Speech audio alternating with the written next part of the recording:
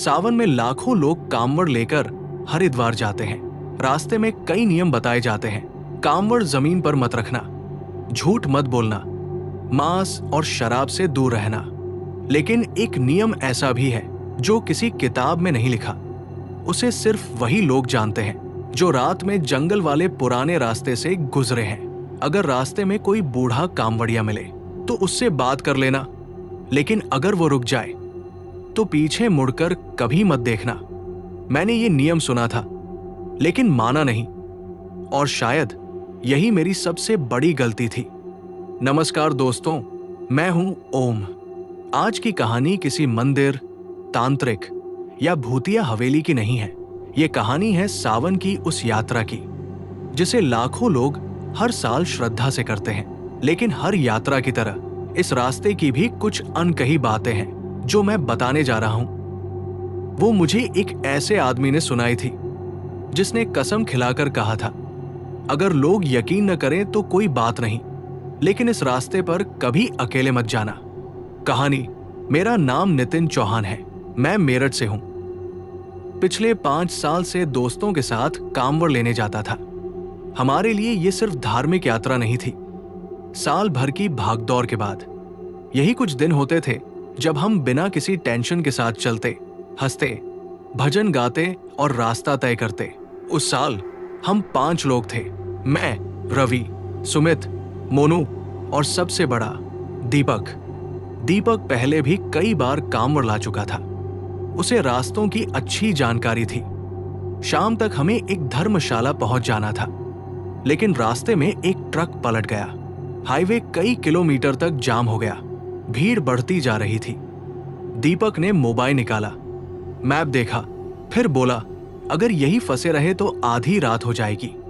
मैंने पूछा तो उसने स्क्रीन दिखाते हुए कहा, एक पुराना जंगल वाला रास्ता है, 7 किलोमीटर छोटा पड़ेगा। सुमित तुरंत बोला, उधर कोई नहीं जाता। दीपक हंस दिया, इसलिए तो रास्ता खाली मिलेगा। करीब 10 मिनट बाद हम हाईवे छोड़ चुके थे। अब सड़क संकरी थी, दोनों तरफ ऊंचे पेड़। बारिश अभी अभी रुकी थी। मिट्टी की खुशबू हवा में घुली हुई थी। मोबाइल का नेटवर्क गायब हो चुका था। रवि ने मजाक किया, अगर यहां भूत मिल गया तो? मैंने हंसते हुए कहा, पहले इंसान तो मिल जाए। जैसे ही मेरे मुंह से ये बात निकली, दीपक ने अचानक बाइक की स्पीड कम कर दी। उसने सामने इशारा किया, वो देखो, करीब 100 मीटर आगे बारिश से भीगी सड़क पर एक बूढ़ा आदमी नंगे पैर चल रहा था। उसके कंधे पर कांवड़ थी। कपड़े पुराने थे लेकिन बिल्कुल साफ। वो अकेला था, और हैरानी की बात, इतनी बारिश के बाद भी उसके पैरों के पीछे कीचड़ का एक भी निशान नहीं बन रहा था। मैंने सोचा शायद नजर का धोखा होगा, लेकिन जब हम उसके बराबर पहुंचे, उसने हमारी तरफ देखे बिना कहा, बाबा भोले सबका भला करे। आवाज में ऐसी शांति थी कि हम सबने एक साथ जवाब दिया, बोल बम। वो हल्का सा मुस्कुराया और बिना हमारी तरफ देखे उसी रफ्तार से चलता रहा। हम उसे पीछे छोड़कर आगे निकल गए। करीब 5 मिनट बाद रवि ने पीछे मुड़कर देखा और हंसने लगा, यार, बूढ़ा अभी भी वही है। मैंने शीशे में देखा, वो सचमुच उतनी ही दूरी पर चल रहा था, न तेज न धीमा, जैसे हमारे पीछे नहीं, हमारे साथ चल रहा हो। दीपक ने धीरे से कहा, स्पीड बढ़ाओ। हमने बाइक तेज कर दी। सड़क खाली थी। 10 मिनट तक बिना रुके चलते रहे। फिर एक मोड़ आया। मोड़ पार करते ही दीपक ने अचानक ब्रेक मार दिए। मेरी बाइक उससे टकराते टकराते बची। मैंने गुस्से में पूछा, क्या हुआ? उसने कांपती उंगली आगे की तरफ उठाई। वही बूढ़ा फिर हमारे सामने चल रहा था, उसी चाल से, उसी कांवड़ के साथ, जैसे वो कभी पीछे था ही नहीं। और तभी उसने पहली बार अपना कदम रोक दिया। बूढ़ा वही रुक गया, सड़क के बिल्कुल बीच में। बारिश फिर शुरू हो चुकी थी। उसकी कांवड़ से पानी टपक रहा था, लेकिन वो खुद बिल्कुल स्थिर खड़ा था। दीपक बाइक से उतरा। मैंने उसका हाथ पकड़ लिया। रहने दे, आगे निकलते हैं। उसने मेरी तरफ देखा। कांवड़ यात्रा में किसी यात्री को अकेला छोड़कर नहीं जाते। ये बात सही थी। हम पांचों उसके पास पहुंचे। दीपक ने हाथ जोड़कर कहा, बाबा सब ठीक है? बूढ़े ने धीरे से सिर उठाया। चेहरा झुर्रियों से भरा था, लेकिन आंखों में अजीब सी चमक थी। बेटा थोड़ी देर मेरे साथ चलोगे? दीपक ने बिना सोचे कहा। जरूर, बूढ़ा मुस्कुराया। बस एक बात याद रखना। उसने सड़क के आगे फैले जंगल की तरफ इशारा किया। आगे एक मोड़ आएगा, मैं वहां रुक जाऊंगा। उसके बाद पीछे मुड़कर मत देखना। मैंने हंसकर पूछा, क्यों बाबा? उन्होंने मेरी तरफ देखा भी नहीं, सिर्फ इतना कहा, हर सवाल का जवाब जानना जरूरी नहीं होता। फिर वो चलने लगे। अब हमारी बाइकों की स्पीड उसी के हिसाब से थी। अजीब बात यह थी कि बूढ़ा पैदल चल रहा था, फिर भी हमें उससे आगे निकलने का मौका नहीं मिल रहा था। सड़क सीधी थी, बाइक 30-40 की स्पीड पर थी, फिर भी दोनों के बीच की दूरी वही बनी हुई थी। रवि धीरे से मेरे पास आया। तुझे कुछ गड़बड़ लग रही है? मैंने पहली बार हाँ में सिर हिलाया। करीब 15 मिनट बाद जंगल और घना हो गया।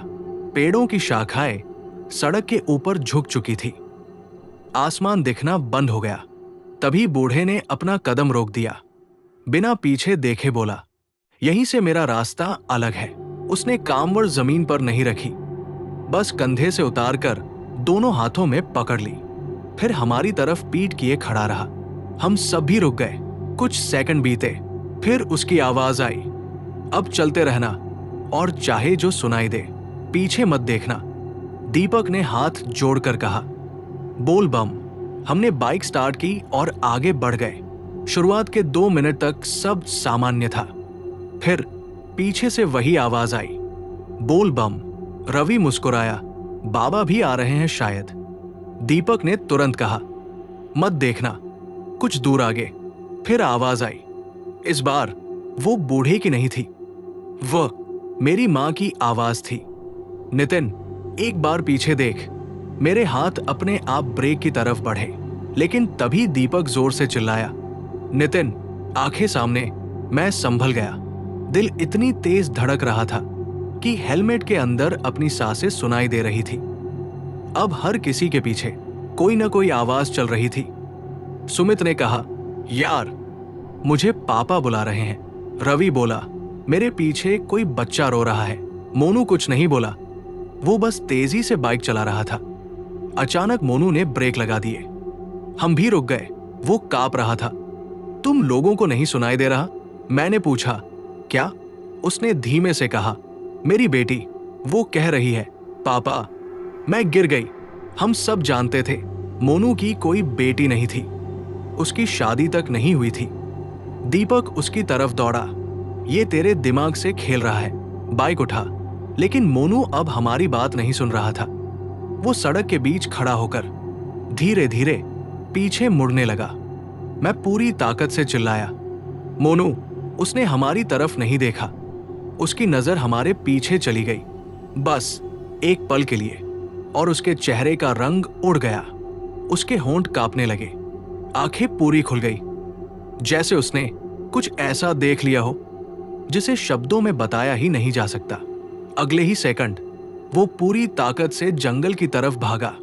अपनी बाइक, अपनी कामवड़ सब सड़क पर छोड़कर, और अंधेरे में गायब हो गया। हम चारों वहीं खड़े रह गए। बारिश तेज हो चुकी थी, लेकिन अब जंगल से सिर्फ बारिश की आवाज नहीं आ रही थी, कई लोगों के एक साथ बोलने की आवाज आ रही थी। पीछे देखो, बस एक बार। मोनू अंधेरे में गायब हो चुका था। दीपक उसके पीछे भागने ही वाला था कि मैंने उसका हाथ पकड़ लिया। रुक, उसे कुछ हो जाएगा, और अगर हम भी चले गए तो? दीपक चुप हो गया। सवाल मुश्किल था, दोस्त को छोड़ना भी गलत, और बिना सोचे जंगल में घुसना भी। रवि ने मोबाइल निकाला। नेटवर्क नहीं। उसने टॉर्च ऑन की। सफेद रोशनी पेड़ों के बीच फिसलती चली गई। मोनू, उसकी आवाज दूर तक गई, फिर लौटकर वापस आई। लेकिन जो वापस आया वो रवि की आवाज नहीं थी।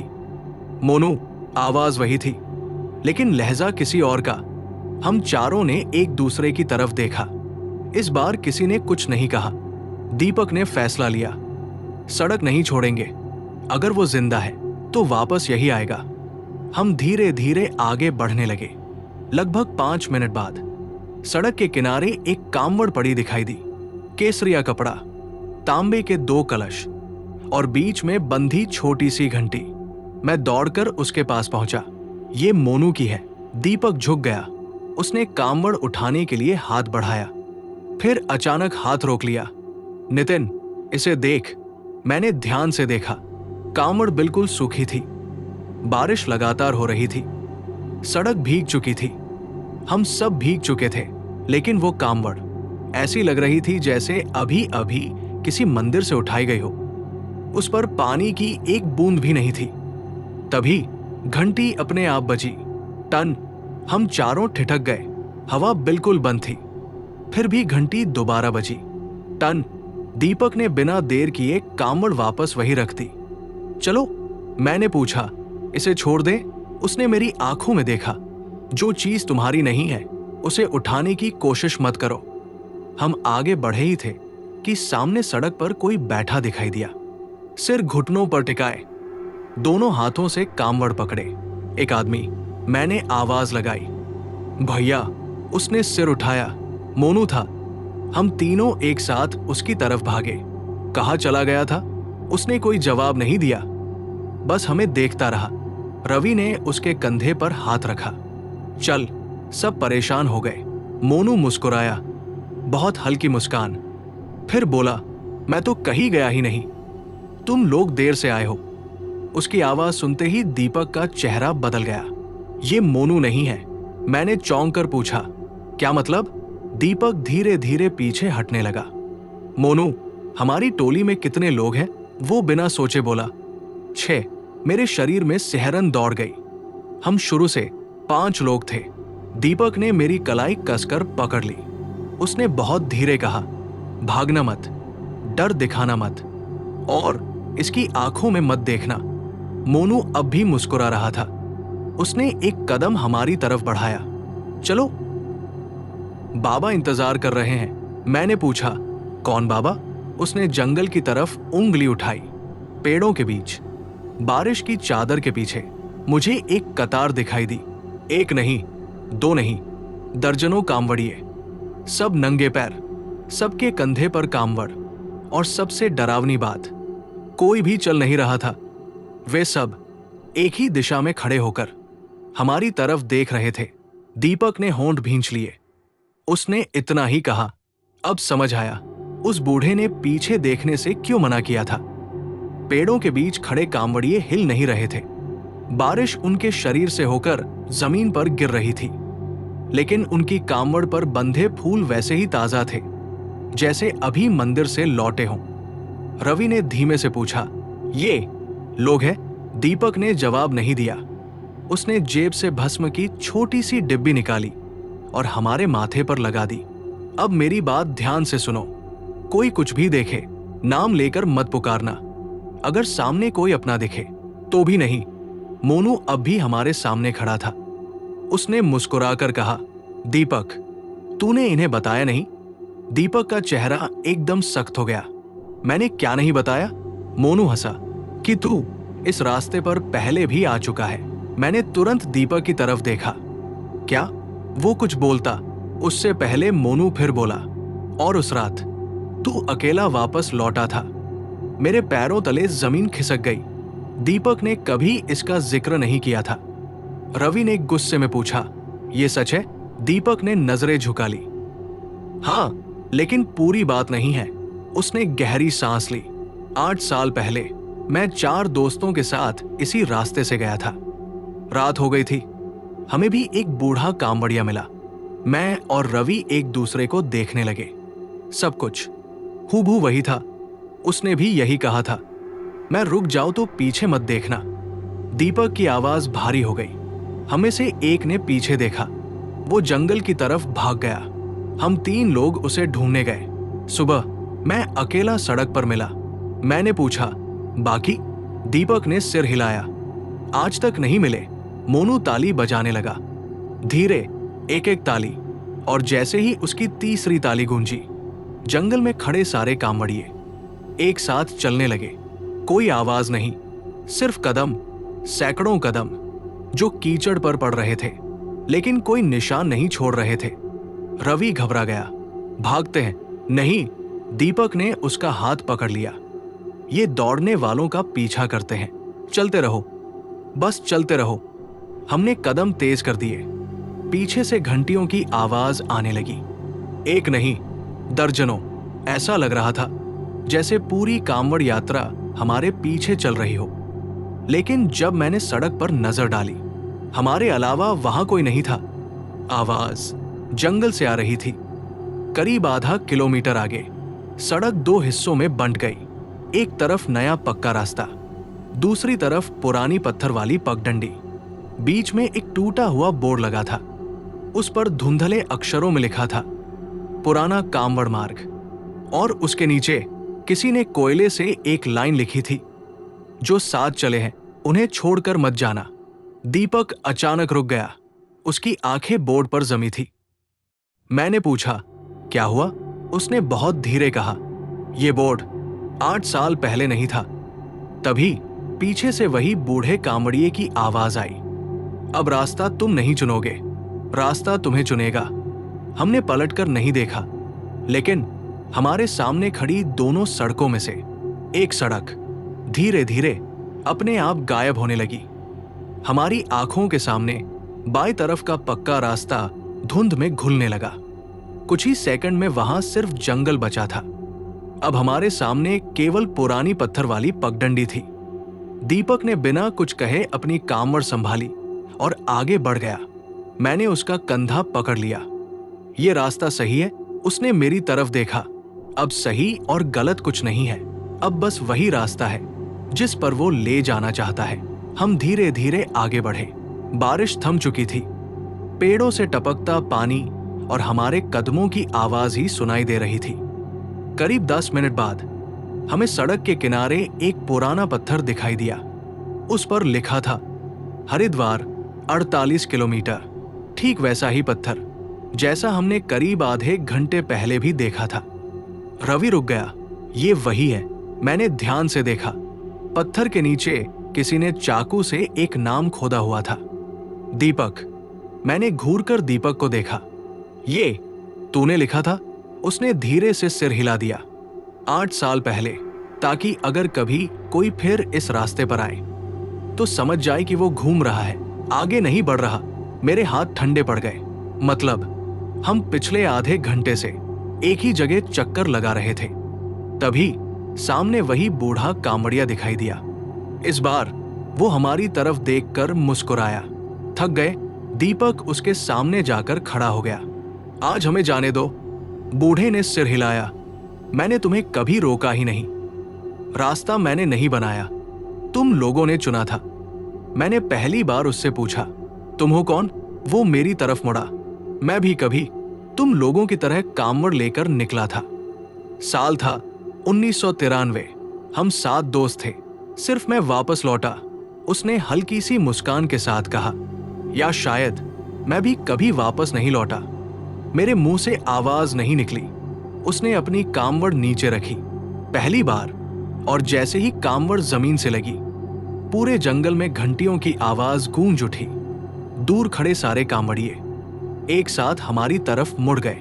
बूढ़े ने हमारी आंखों में देखते हुए कहा, जो लोग पीछे मुड़ते हैं उन्हें ये जंगल अपने पास रख लेता है, लेकिन उन्हें अकेलापन न लगे, इसलिए हर सावन उन्हें नए साथी मिल जाते हैं। रवि ने घबराकर पूछा, मोनू? बूढ़े ने जंगल की तरफ इशारा किया। पेड़ों के बीच, सैकड़ों कांवड़ियों के बीच मोनू भी खड़ा था। वो हमें देख रहा था। उसने हाथ भी हिलाया, लेकिन उसके चेहरे पर कोई भाव नहीं था, जैसे वो हमें पहचानता ही न हो। मैं उसकी तरफ दौड़ने ही वाला था कि बूढ़े ने मेरी कलाई पकड़ ली। उसकी पकड़ बर्फ जैसी ठंडी थी। अगर उसे वापस लाने जाओगे तो तुम्हारी जगह कोई और लौटेगा। मैं वहीं रुक गया। दीपक ने पहली बार बूढ़े के सामने हाथ जोड़ दिए। कोई रास्ता तो होगा। बूढ़ा कुछ देर चुप रहा, फिर बोला, है, लेकिन उसके लिए तुम में से किसी एक को अपनी यात्रा अधूरी छोड़नी होगी।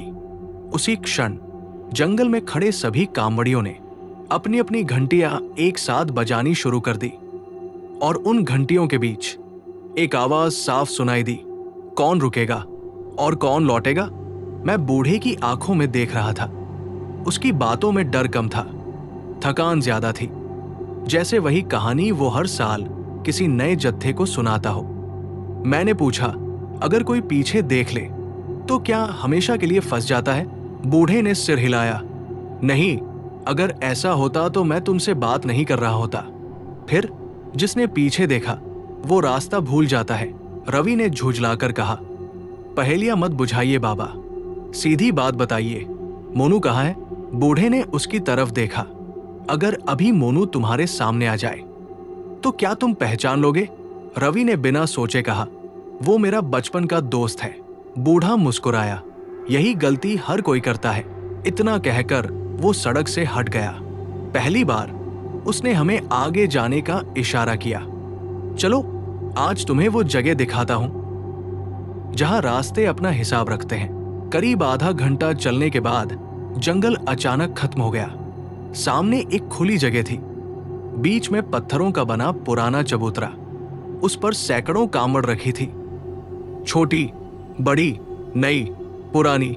कुछ पर नाम लिखे थे, कुछ पर तारीख, कुछ पर सिर्फ राख जमी थी। मैं धीरे धीरे आगे बढ़ा। एक कांवड़ पर नजर रुकी। उस पर लिखा था, संदीप 2008 इंच। दीपक वही जम गया। उसने कांपते हुए कहा, संदीप मेरा दोस्त था। वो दौड़कर उस कांवड़ के पास गया, हाथ लगाने ही वाला था। बूढ़े ने तेज आवाज में कहा, मत छूना। दीपक रुक गया। क्यों? क्योंकि वो कांवड़ अब उसकी नहीं रही। मैंने पहली बार बूढ़े से सीधा सवाल पूछा, ये जगह है क्या? उसने चबूतरे पर हाथ फेरा।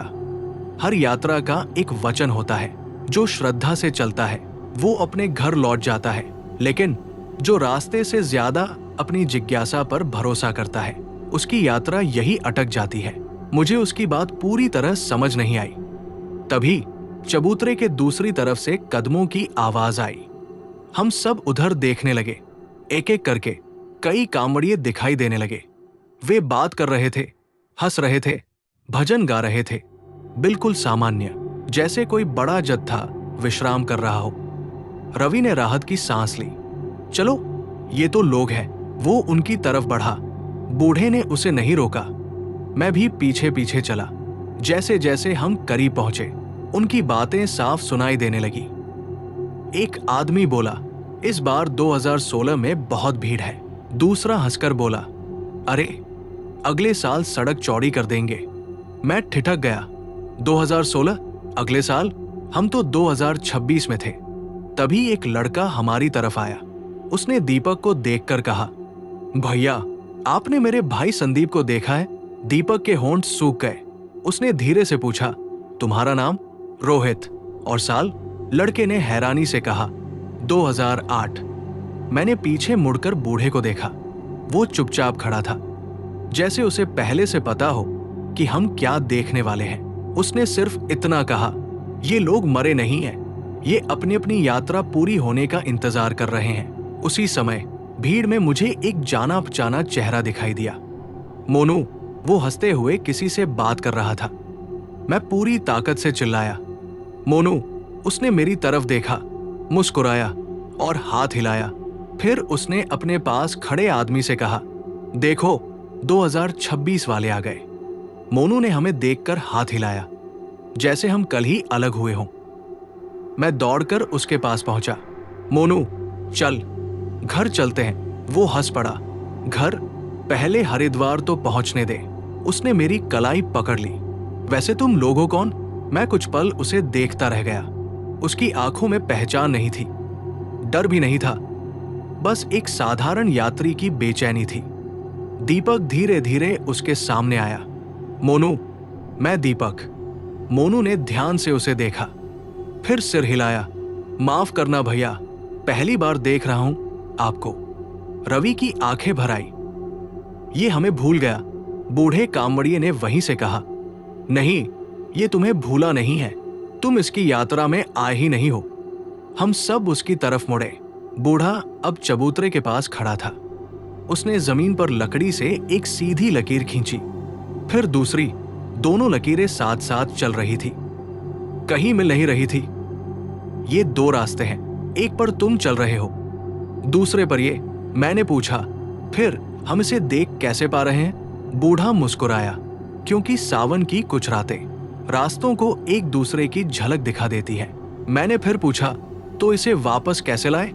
इस बार बूढ़े ने सीधा जवाब दिया, लाया नहीं जा सकता, लेकिन इसे रास्ता याद दिलाया जा सकता है। उसी समय दूर से शंख की आवाज सुनाई दी। सारे कांवड़िए एक साथ खड़े हो गए। किसी ने कुछ कहा नहीं, सबने अपनी अपनी कांवड़ उठाई और एक दिशा में चल पड़े। मोनू भी उन्हीं के साथ चलने लगा। मैं उसके पीछे बढ़ा। बूढ़े ने रास्ता नहीं रोका, उसने सिर्फ इतना कहा, अगर इसके साथ चलोगे तो वापस उसी रास्ते से लौटना होगा जिस पर यह चल रहा है। मैं रुक गया, दीपक भी, लेकिन रवि रुक नहीं पाया। बस 2 मिनट, मैं इसे समझा कर लाता हूं। वो दौड़ता हुआ मोनू तक पहुंचा। उसने उसका कंधा पकड़ लिया। चल मेरे साथ। मोनू ने हैरानी से पूछा, आप कौन हैं? रवि चिल्लाया, पागल मत बन, मैं रवि हूं। उसी पल मोनू के आसपास चल रहे सारे कांवड़िए रुक गए। एक साथ उन्होंने धीरे धीरे अपना सिर रवि की तरफ घुमाया। सैकड़ों चेहरे, लेकिन किसी की आंखों में पुतलियां नहीं थी, सिर्फ धुंध। पूरा जंगल शांत हो गया। बूढ़े ने पहली बार ऊंची आवाज में कहा, रवि, उसका हाथ छोड़ दो। रवि घबरा गया। उसने हाथ खींचना चाहा, लेकिन उसकी उंगलियां जैसे मोनू की कलाई से चिपक गई थी। मोनू अब भी मुस्कुरा रहा था। बहुत शांत स्वर में बोला, यात्रा के बीच साथी नहीं बदलते। अचानक रवि का चेहरा बदलने लगा। वो हमें देखकर बोला, नितिन, हम यहां क्यों आए हैं? मैं सन्न रह गया। उसकी आवाज में वही उलझन थी जो कुछ देर पहले मोनू की थी। बूढ़े ने आंखें बंद कर ली, धीरे से बोला, रास्ते ने एक और नाम लिख लिया। मैं दौड़कर रवि की तरफ बढ़ा, लेकिन इस बार दीपक ने मुझे रोक लिया। उसने पहली बार बहुत ठंडे स्वर में कहा, नितिन, अब समझ आया, ये जंगल लोगों को नहीं रोकता, ये उनकी यादें बदल देता है। और उसी क्षण रवि ने हमारी तरफ देखा, हल्का सा मुस्कुराया और पूछा, भैया, हरिद्वार अभी कितनी दूर है? रवि मुझे पहचान नहीं रहा था। उसकी आंखों में वही खालीपन था जो कुछ देर पहले मोनू की आंखों में था। उसने अपनी कांवड़ उठाई और बिना हमारी तरफ देखे उन यात्रियों के साथ चलने लगा। मैंने एक कदम आगे बढ़ाया, दीपक ने फिर रोक लिया।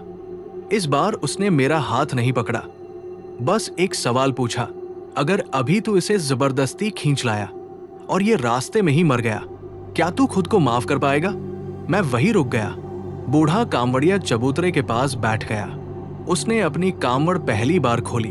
उसके अंदर गंगाजल नहीं था, एक पुरानी डायरी थी, बारिश से भीगी हुई, लेकिन उसके पन्ने बिल्कुल सूखे थे।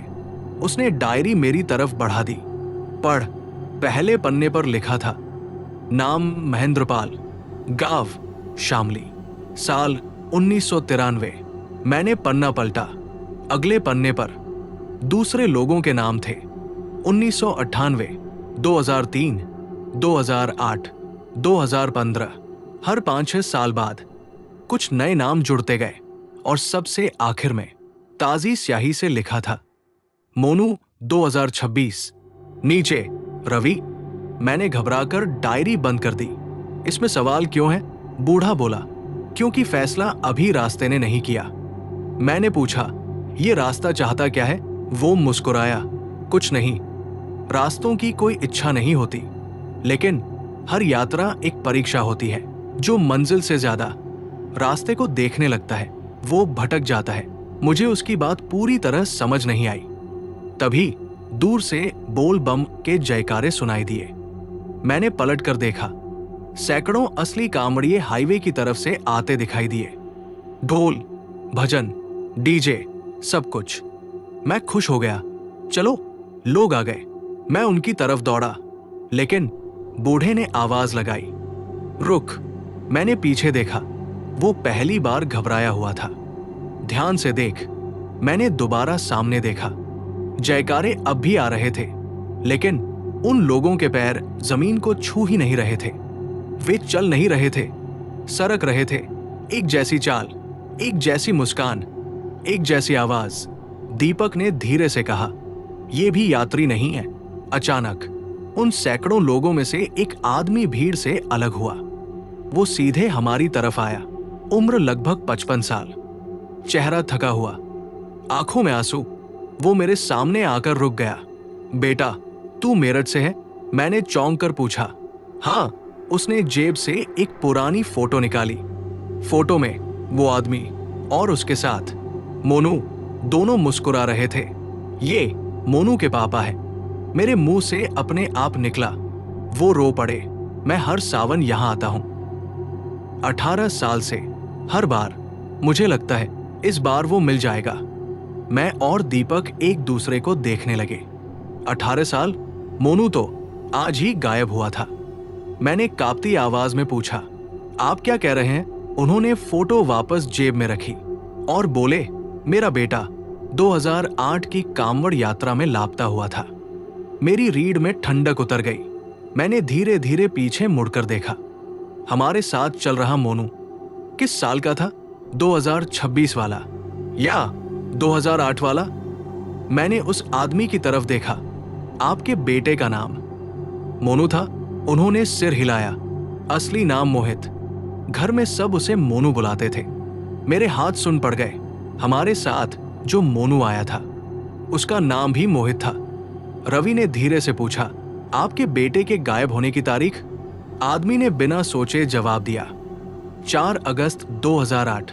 दीपक ने तुरंत मेरी तरफ देखा। आज भी 4 अगस्त ही थी, बस साल अलग था। मैंने जेब से मोबाइल निकाला। सोचा उन्हें हमारे मोनू की फोटो दिखाओ। गैलरी खोली, लेकिन मोनू की एक भी तस्वीर नहीं थी।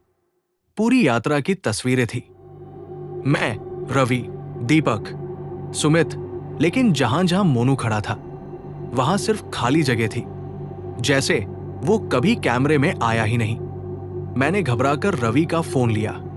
उसमें भी वही, दीपक का, उसमें भी एक भी फोटो नहीं। बूढ़ा कांवड़िया चुपचाप हमें देख रहा था। मैंने उसकी तरफ मुड़कर पूछा, "ये सब क्या है?" उसने कहा, "जिसकी यात्रा रास्ता अपने पास रख लेता है वो धीरे धीरे दुनिया से मिटने लगता है।" मैंने गुस्से में कहा, "लेकिन उसके माँ बाप, दोस्त, उन्हें तो याद रहेगा।"